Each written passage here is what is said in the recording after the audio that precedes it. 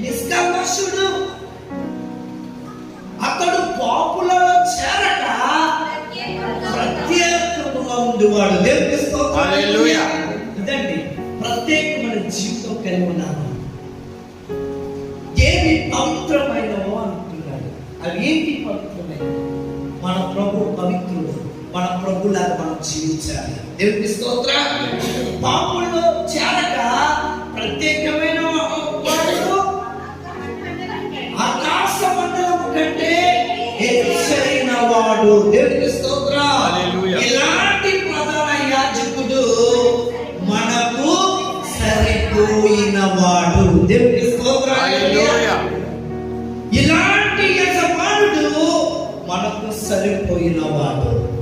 ఇలాంటి స్నేహితుడు మనకు సరిపోయిన వాడు. ఇలాంటి తండ్రి